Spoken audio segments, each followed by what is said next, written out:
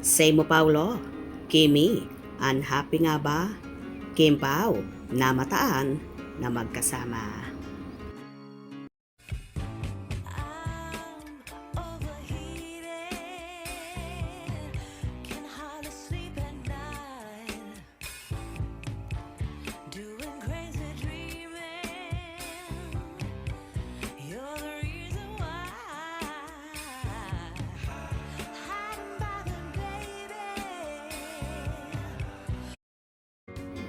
Sinupla ng ilang fanay ni Kim Chiu at Paolo Avellino ang kapwa fans sa isyung may tampuhan ang Kim Pao. Bago nito, inurot ng mga fanay si Kim na magpakasal na at magkaanak nang ibahagi sa kanyang Instagram ang ilang larawan na may karga siyang sanggol kasama ang kapatid na si Twinkle at si Carlo Antonio Suarez. Mapapanood sa reels ni Kim ang pagkagiliw nito sa sanggol habang karga-karga niya. Kaya nag-wish kaagad ang mga netizen at fan na mag-baby na ang kanilang lodi. Kimi, sana magkaroon ka din ng sarili mong anak balang araw. Kimi, excited nang makita yung sarili mong anak. Sana magpakasal ka na. Sa gitna ng ganitong reaksyon, iba ang interpretasyon ng ilang netizen na tila tumutukoy sa kanilang dalawa ni Paulo. Sabi kasi niya sa caption, "Didn't expect it, didn't prepare for it, just needed this moment to breathe. Thank you sis at Twinkle Chu, at Carlo Antonio 22 and baby #Carlita.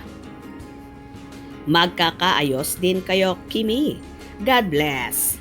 Parang unhappy si Kim. Kung talagang mahal ka ni Pao, di ka niya matitiis. Ayusin niyo yan. Sinupla naman ng ilan na nag-aakalang may tampuhan ang Kim Pao. Walang kinalaman si Pao sa post niya. Please try to be careful. Sa family nila yan. Miss niya lang sila, which is normal lang naman na pinagdadaanan at ma-feel.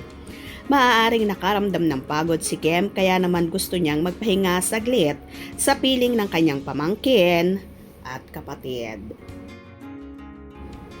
Well, wala namang tampuhan sina Kim at Paulo for sure. Kaya malungkot si Kimi bukod sa pagod ay may pinagdaraanan nga ang pamilya ni Chinita Princess na so naman ay magiging maayos din ito. Samantala namataan nga na magkasama ang Kim Pao sa isang lugar at paakyat sila ng escalator kung saan makikita na very sweet si Kimi at nag-jacket pa nga siya habang nasa likuran naman niya si Paulo.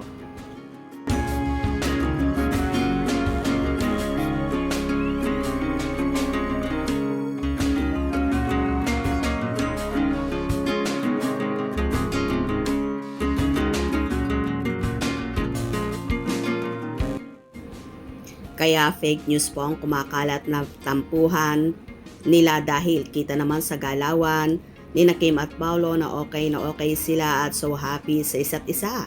Kaya bigyan ng issue dahil wala naman talagang issue. Gets nyo ba? Hope you enjoyed. Please subscribe for more info.